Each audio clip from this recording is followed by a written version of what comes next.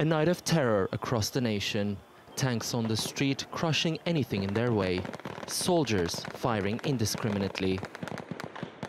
And jets targeting the parliament. Vulnerable moments for a nation that needed solidarity from its friends more than ever. But some of Turkey's allies waited for events to play out before breaking their silence. It does not appear to have been a very brilliantly planned or executed event. But let's reserve all judgment until all the facts are in.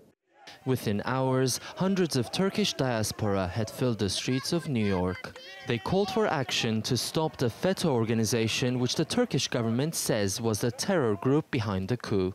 Support of an elected people, elected government. Days after the coup attempt failed, a U.S. official had this to say.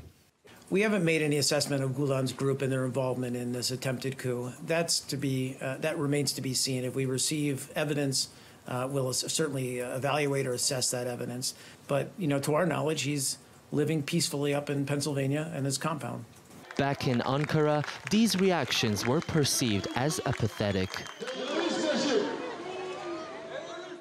That person in Pennsylvania, the head terrorist, we will request that the U.S. hand him over.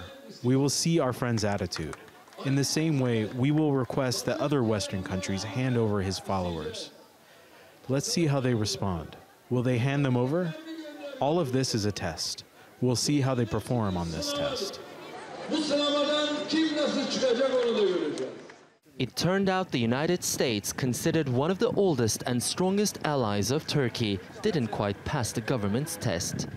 And it hasn't helped that the US has so far refused to extradite the man accused of leading FETÖ, the businessman and cleric Fethullah Gülen.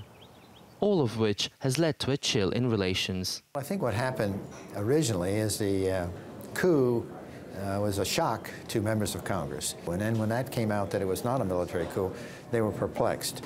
I think the relationship is going to improve, and I think we just need a matter of time. And I think a lot of members of Congress need to not focus on the headlines that are coming out of Turkey, but focus on the long-term relationship we've had. On the night of the coup, Turkish democracy was threatened, and the country's leadership expected support from their closest allies. But the position of the United States so far has largely disappointed the Turkish government. But most officials on both sides agree that the cooperation between these two NATO allies is indispensable for the region, and its improvement is just a matter of time and work.